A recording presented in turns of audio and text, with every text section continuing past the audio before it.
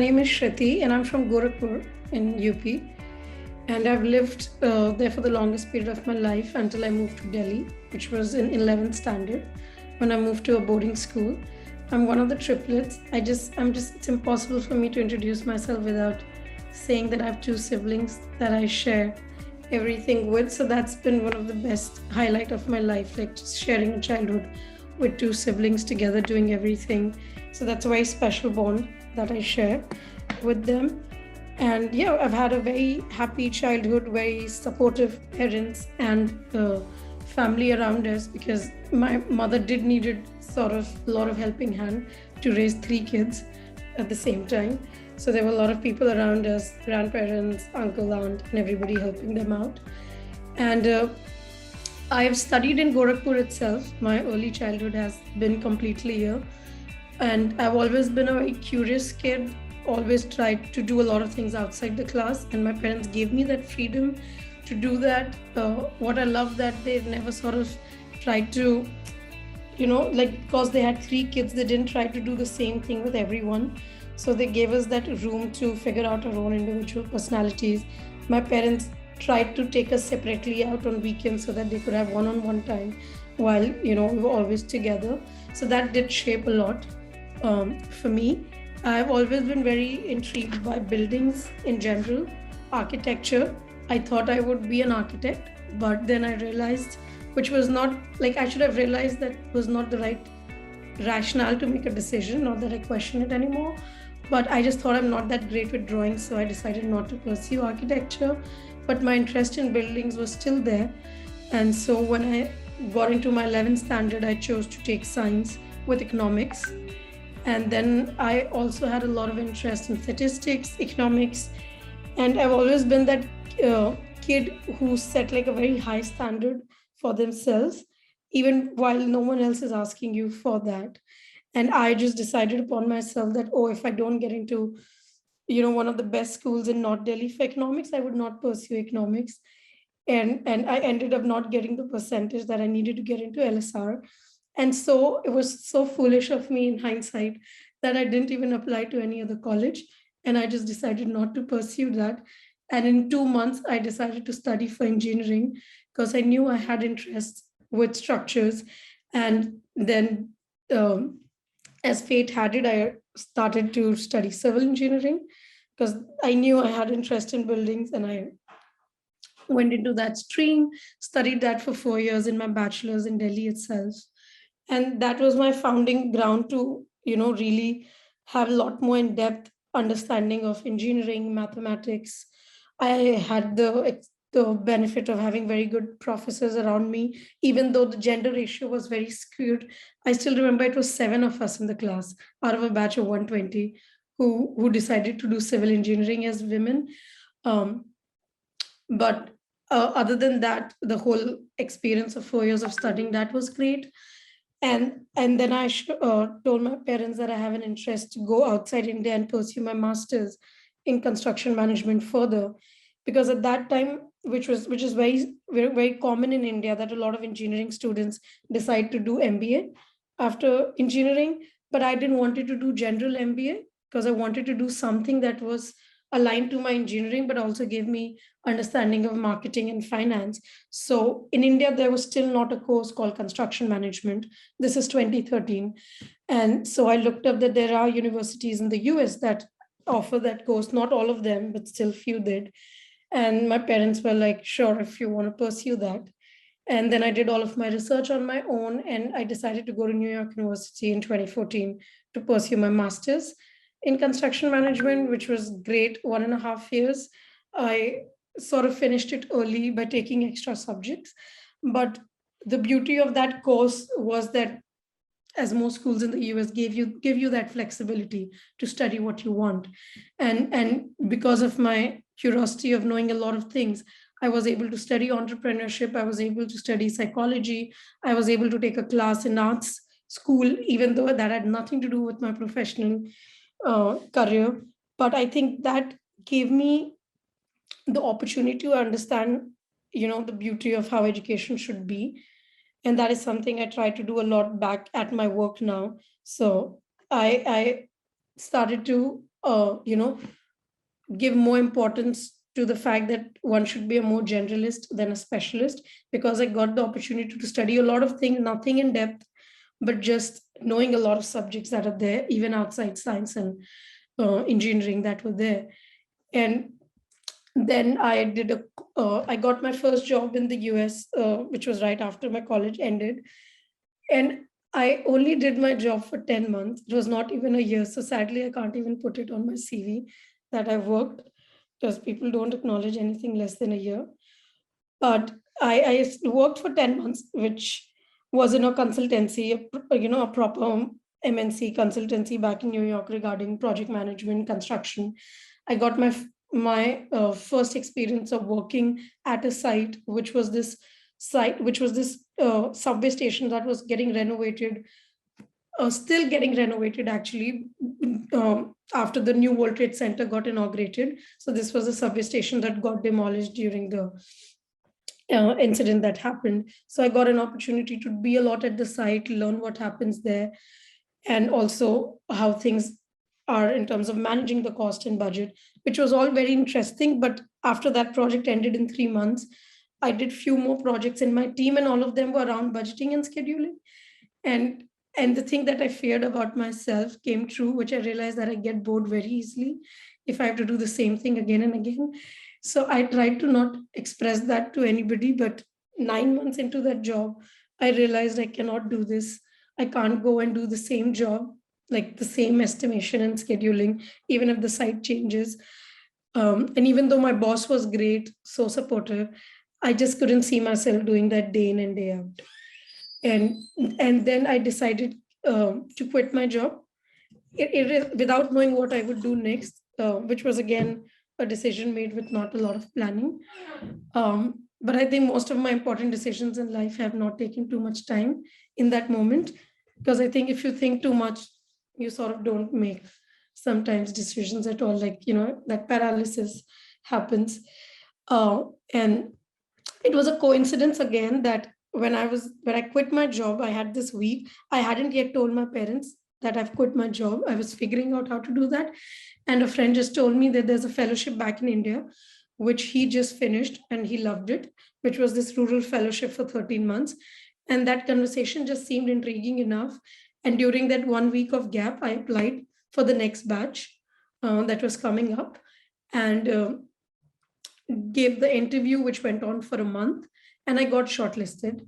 And that was when I told my parents that I've quit my job and this is what I'm going to do, because now at least I had something, which was this State Bank of India Rural Fellowship. It is now 8 years into its existence, where they every year select around 25 to 30 fellows and send one fellow to one village. You're partnered with one NGO at the ground to give you support, field support. And the beauty is that you can do whatever you want, which was very similar to my education in the US, that there's not, a fixed curriculum or a structure. So I thought, great, maybe this is a very early sabbatical in my career. So I did that. And I came back to India 2016, October. And for one full year, I was in Madhya Pradesh, which is a tribal village, in Pandhana, which is the tribal village in Madhya Pradesh. And while I was there, for the first month, the fellowship just told us that all we have to do is shadow women in the community and decide for ourselves what we want to do for the rest of the 12 months, which seemed great at the initial, that wow, like it's like a reality show. But you realize when you were there for a month, and I must have visited 34 villages in 30 days with one family. And the more I witnessed, I realized there were more problems in the community, of course, which is the case with the rural aspect of India. And I realized more and more how incapable I was to contribute to any of it with my education, with my fancy degree in the US. And that just made me feel very inadequate in general. So I had this conversation back and forth with my dad that, did I even make the right decision coming into the fellowship? Because I don't know what to contribute. It's not like anyone needs a house right now. They can't afford it. I've studied construction. So what else do I do here? And he suggested me, if there's nothing that you can contribute with your technical knowledge, why don't you just shadow them for a few more months, and maybe, just wait and something would come out of it. So I decided to not quit the fellowship, because it has happened in the experience of the fellowship that they do see 20 to 15% of people quitting the fellowship in the first month, when they realize that it's not at all what they signed up for, and it's way more hard to be there. But I decided not to. On the contrary, and 2 to 3 more months into the fellowship, I learned the tribal language. So that really helped to actually engage with the community. And this was a language that was not even written, so it was a spoken language.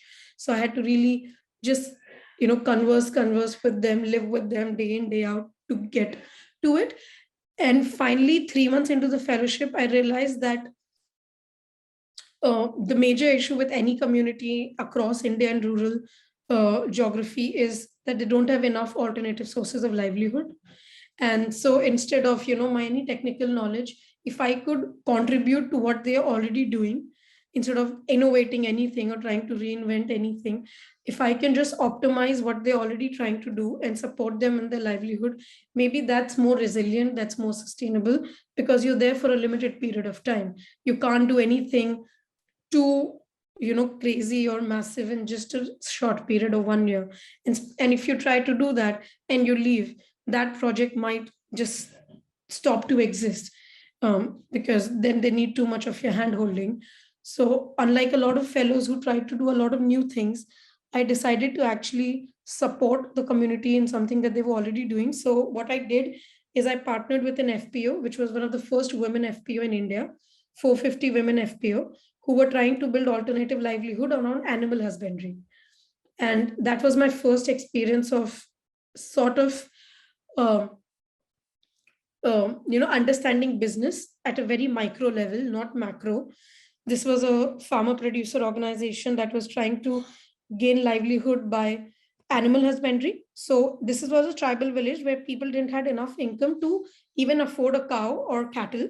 So they mostly had either goats or chicken in the backyard. So what we tried to do there was we tried to get women to together run, these batches of backyard poultry, and take care of couple of goats together so that they can pool their resources and then find a market for them in Indore where they could sell it. So that's what we did for the rest 8 to 9 months of the fellowship. And by the end of it, there were around 40 clusters of batches of 5 to 10 women who were doing this, who were on a weekly, on a cyclic basis of 6 to 8 weeks, could sell their chickens and goats in Indore.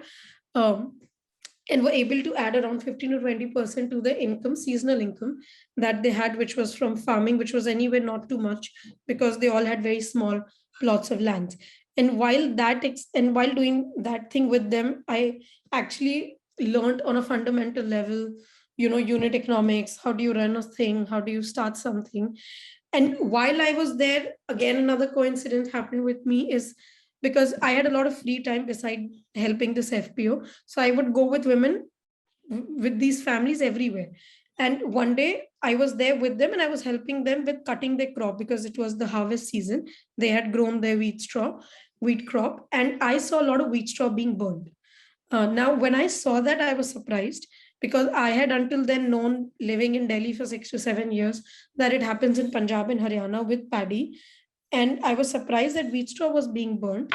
And when I inquired from them, I learned that it happens across the country. It's just that because nowhere else the pollution levels are so high that it comes into the media attention. But the issue of the residue being a waste and nothing of value comes out of it is common across India and actually even across Southeast Asia. And so in my free time, I started doing a lot of research. And when the data that I researched came across and seemed like a huge number, I started gaining a lot of interest in it. So by the end of the fellowship, I decided that I would not go back to the US. So when I came back to India, I told my parents I'll do this 1 year fellowship, but I had my H1 visa. So they were still comfortable with the idea that I might go back after this. But when the fellowship got over, I told them, on the contrary, I'm not going back, and I'm going to figure out what can we do with this unwanted waste for a year as a project. They again gave in into my, fantasies of another year-long project, slightly being concerned about my career. But again, as I said, being supportive. So I also thought at that point that it's going to be a project because I didn't know what to do of it. But I started with doing a lot of research.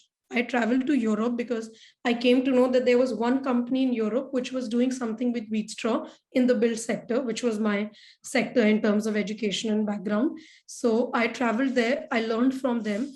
They were very open to share their technology with me. They hadn't patented it. And so I came back to India deciding that that's what I want to do. I want to commercialize this technology back in India by making it locally and believing that India is at that position where we have the most amount of this resource. We also have a huge demand supply gap in terms of housing and buildings that we need for the growing urbanization that's happening. And maybe this sustainable way of building can address that. So that was my rudimentary idea of a problem and a market and a product. And so 2018, I decided to pursue it full time.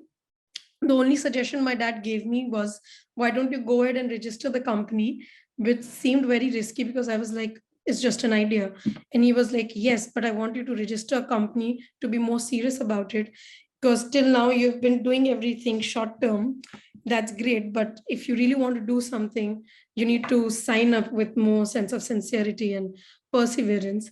And so in 2018, June, 21st June, I legally established a company with no product, with no customer, with no idea of how to take this forward.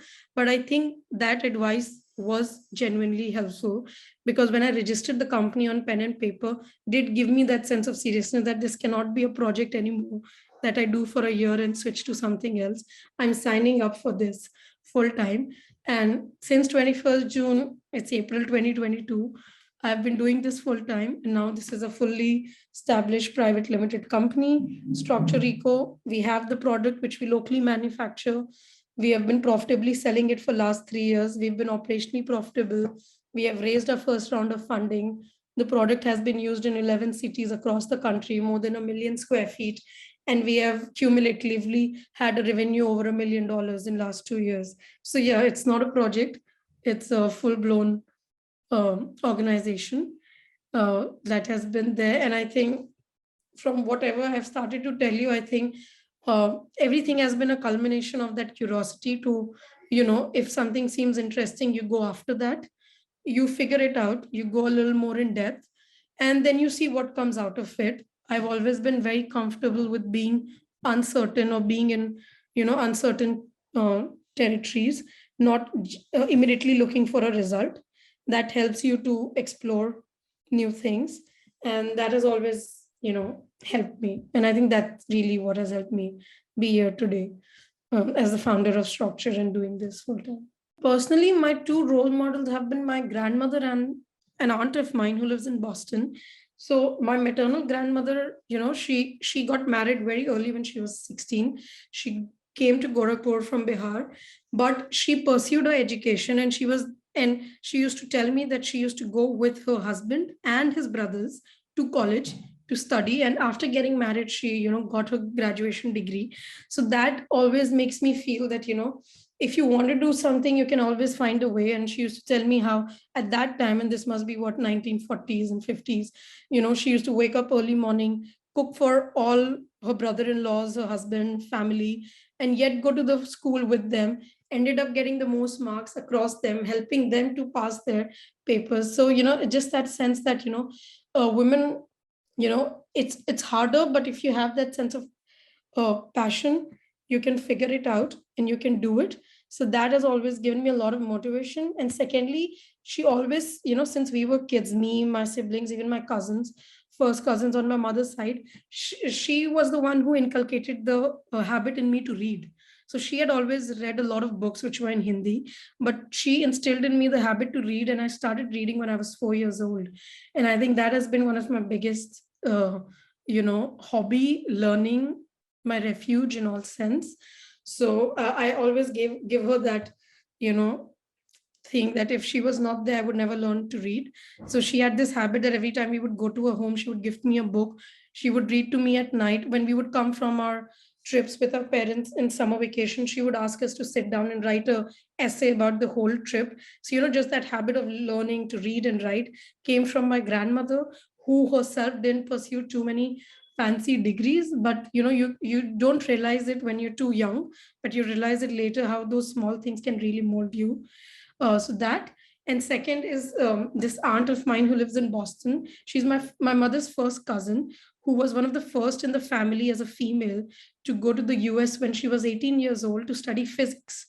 So she was the first, role model for me in STEM, honestly, to see someone to go and study physics. She did her PhD, and currently today she's head of the physics department in Brown University as the first, South Asian woman.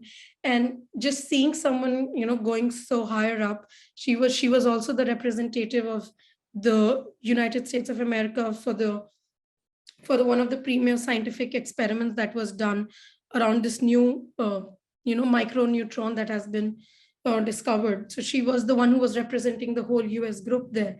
So she's been my role model. Her name is Meenakshi Narayan. She lives in Boston, Providence. She teaches in Brown University. So yeah, I've seen, my grandmother pushing me to learn, and then a role model who has gone such heights in STEM from Gorakhpur to the US.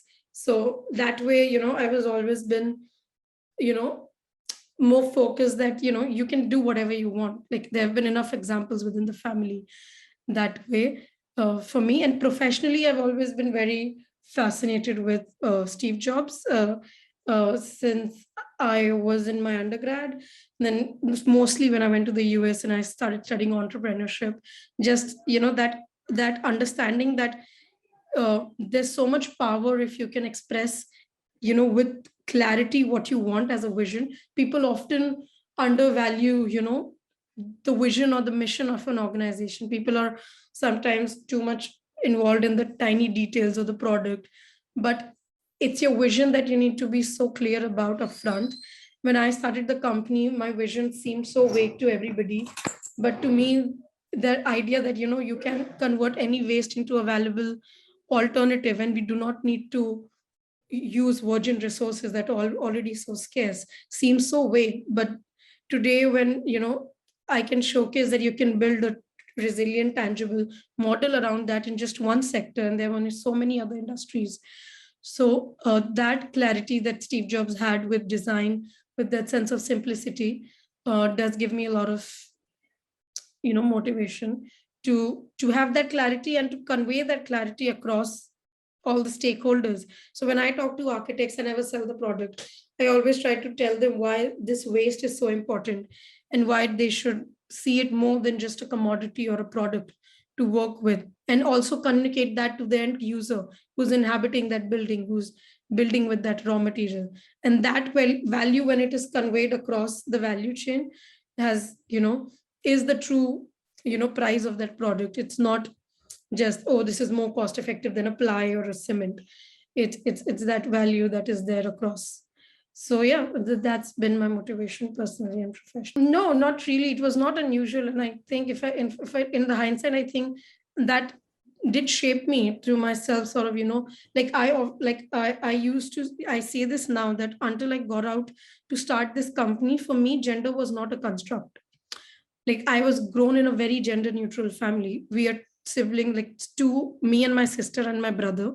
Our family raised us, equally. There was no difference amongst us in terms of the household chores, how they treated us and everything. It was only when I started this company with the Indian context in the construction industry, which is such a male dominated industry, that I realized that there is such a strong gender lens, that people do look back at you with that sense of surprise at a side that, oh, there's a woman here, because, that's very unusual. So it's only with this work in last 4 years that I've understand more and more that it's not that common, that people are treated equally, that you don't have to question it. It's not that I question it in these 4 years, but I'm more aware of my gender and the nuances around it, especially with the Indian construct that is there, with being a young entrepreneur, with being a female entrepreneur, with being an entrepreneur of color when I'm pitching outside India to Europe or to the US, our product to investors or architects. That's when I realized how rare it is. But while I was grown up, no, I saw so many strong role models in my family, women being judges in high court, women, being professors and doing their PhDs, women running their own companies. It was not rare then, it's more rare in my professional surroundings. So one thing that I've realized is you have to pick and choose your battles. You cannot every day question your gender, or every day walk into the room or at your work thinking that, oh, there's someone in the room who's not accepting me because of my gender, and I need to question that. Because you're not in the room just as a woman, you're in the room also as the founder of the company. And often you have to figure out, you know, a balance between them. So for instance, when I'm in rooms where there are a lot of government entities and we do a lot of work with governments and NGOs, it's almost a habit that they're used to staring at, a man who's with me in the room, could be my colleague, and most of them of course are my employees because I'm a solo founder. But they, like, I'm the one doing the presentation, but they're staring at a man. Now either you can make a decision to question it right then and there and make everyone uncomfortable slightly in the room, or you could choose to, with your insight, with your knowledge and your data, make them look at the product, look at the work, and still choose to support that. And once they start working with you, and this has been my experience with a lot of organizations, that once they start working with us, they get more comfortable with seeing me as the founder. But I think it's hard if you want to question it upfront the first time. It has to be done in installments. It's a gradual process, because it's not like it's all about representation, is how I see it. They're questioning it because they've not, like how I said, they've not seen it in maybe enough representation in their personal life and professional life. So for them, it's a surprise. Now they need more time to get used to it. So I try to enter a room with that benefit of doubt for everyone. So I'm not entering with that sense of negativity or pessimism. I'm actually entering with a lot of optimism that, okay, during our association as colleagues or clients, hopefully they'll not just leave with a product or a service that they wanted, but also with a more mature understanding of, more representation of women in this space. So, and it's a gradual process. You can't fight everything, with that strong questioning day one. Where I feel that there is a sense of disrespect, I do question it. So that's non-negotiable. But where I think that it is just that they are not comfortable, they're feeling awkward, they're asking some questions that are possibly could be avoided, but it's coming from more from a place of just not knowing enough for ignorance, I choose to indulge rather not, because I think you just sometimes, even though it's nobody's responsibility or burden, you sometimes just have to make people aware to come on the other side. So you have to do a bit of that.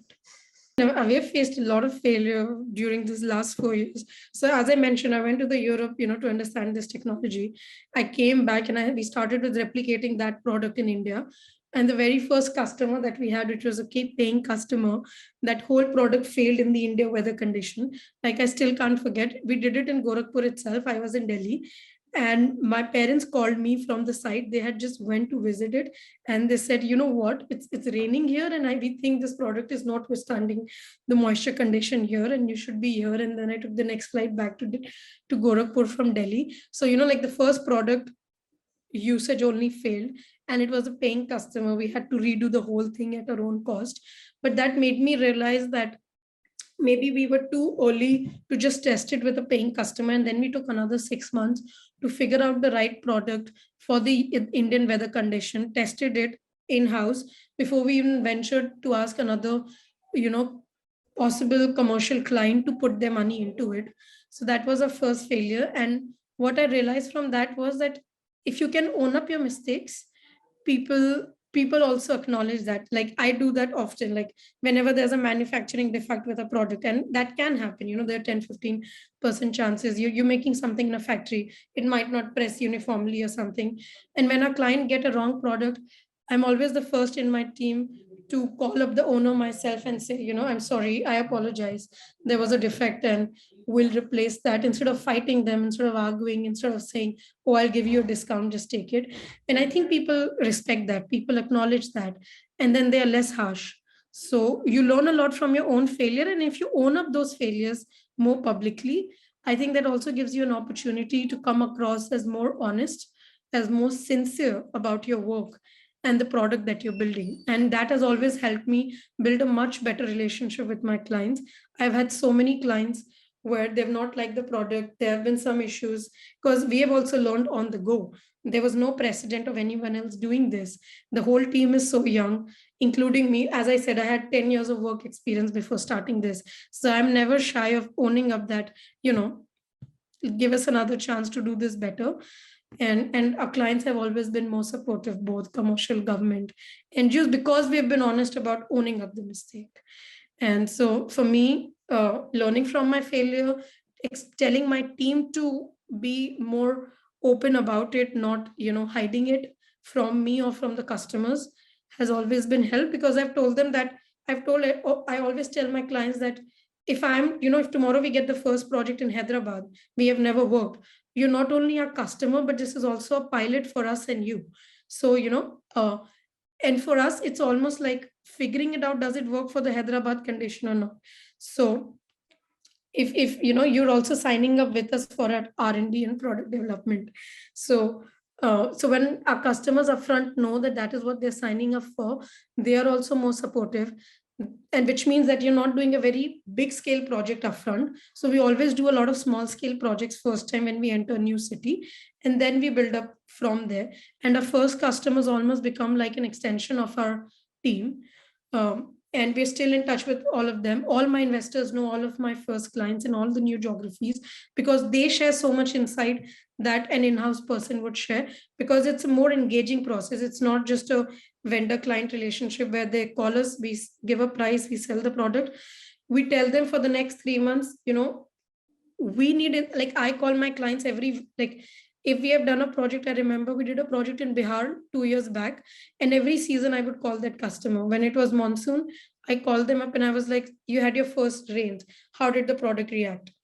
In the winters, he called me saying, oh, it was more thermally insulated and my team was more comfortable in that flow versus the flow that was not built with your material.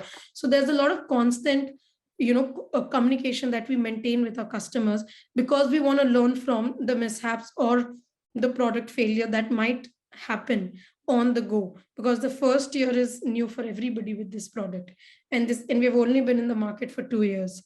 So failures for me is the way I learn, because there's no successful case study with this product. So the only way to learn is you fix something, and then you do better with the next product or the next customer that you get. I've always set very high standards for myself. So I think when you do that, you're slightly too harsh with yourself. So I think for anybody who's young, who's just curious, I think I would like to suggest that you can have more room. Like now I see the beauty in failing, but when I was younger, I took it very hard when I would fail, or I would not come first in the class, or I would not exceed in all the extracurricular activities. So I think you could just be more soft with yourself. That I think translates later in life in terms of self-care, which I've realized.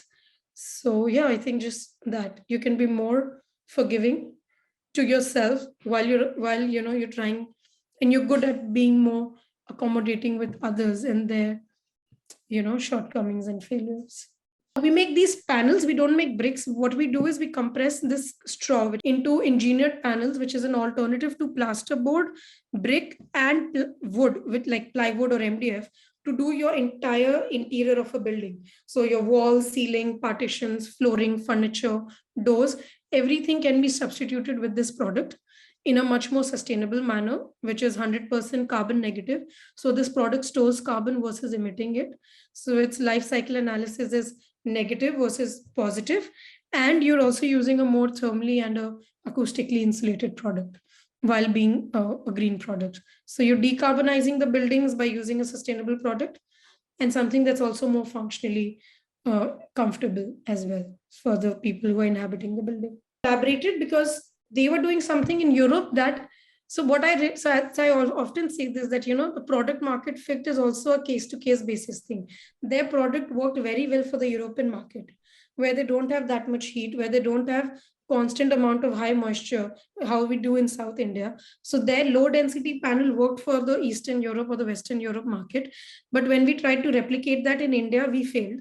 So we didn't continue using that product in the Indian market, but they are still successful doing it in Europe.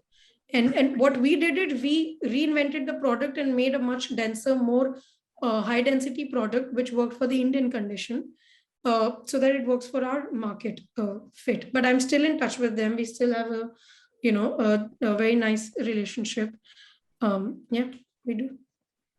So when I started Strawcture, since I started it alone, I didn't had a lot of, people to help me with it or co-founders. So I've always been part of a lot of incubators and accelerators in the start of this company to get a lot of external mentorship and guidance.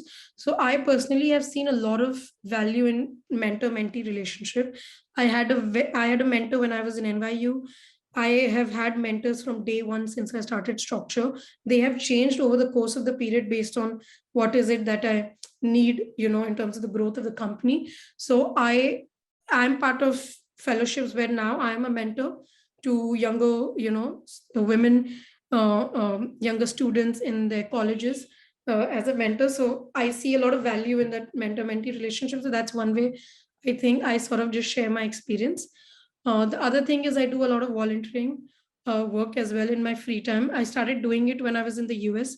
I was part of this volunteering group that used to work with homeless shelters back in the US in New York.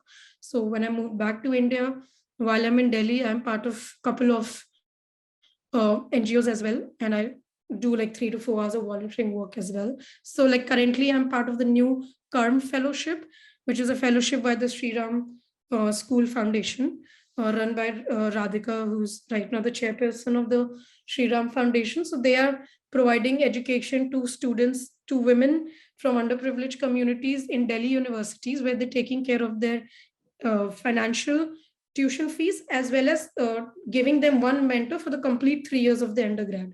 So I'm one of the mentor for one of the students for their next 3 years of undergraduate life, so that, you could just help them navigate, because it is sort of a huge change from them coming from a tier 3 city or a village to Delhi, studying in LSR or a North Delhi, college, where they're not just navigating the education, but also just how do you be part of this new sort of society and world that is there. So so like that is one of the mentorship or fellowship I'm looking forward to being part of, and hoping to be a friend and a mentor to someone. So I try to do a lot of small things in my personal life, because thanks to my work, I am in touch with a lot of people who are, leading a lot of sustainable zero waste lifestyle, as well as doing a lot of professional work around it. So I'm aware and part of a lot of ecosystem that way. So like, for example, small things like I try to minimize my waste. I don't own a car. I still use public transport while I'm in Delhi as well as here. So I don't, and I hope I don't own a car that way. So just, small things that I like to do. I'm also a very conscious consumer. So one thing that I always like to say when it comes to sustainability is that I don't think, in today's world that we are living, we can go back from the capitalist economy that we have to completely, living a life of, let's say, a monk. But what we all can do is be conscious consumers and conscious capitalists. So, we will buy clothes, we will buy food, we will buy grocery. But if we can put a little more thought into what we are buying and be a little more curious about the value chain, where it's coming from, I think that makes a lot of difference at scale. So if you're buying clothes, for example, in last 3 years, I have become more conscious of buying, my kurtis or my dresses from, organizations that are directly working with artisans, or even sourcing it directly from artisans when I travel to NGOs that I work with in a professional life. So I think when people try to make themselves more aware that way and consume products, you are supporting ecosystem, you are supporting small businesses. That is important, because I do believe in today's world, for a lot of problems that we have to address around sustainability, businesses, market is still the best approach to do that, not charity, just at scale or also in a resilient manner. But to do that, you have to be aware to consume it. Like if you don't know, like you can't just go online and buy anything that's there. You have to be slightly more conscious of who's manufacturing it, which country is it being manufactured from, am I supporting any livelihood there, or am I actually, perpetuating a sort of a sweatshop that is already going on in some part of the world. And because the biggest force that we have as individuals today in the current world of internet and free market is our choices. So if you're a more conscious consumer, you can really push your, the people who are supplying. I always say this to architects and designers that I can be making a product, but if an architect and designer who has the position, who has the power to switch to a sustainable building material doesn't make that choice, we are not going to make the sales that we have done. So they are making a conscious, decision to choose this over ply or cement. Same way you as an individual can make more conscious decision at a personal level, at a professional level. So if all of us start making more conscious decisions at our work, in our personal life, when we are consuming any product, I think that would just promote more sustainable businesses all over.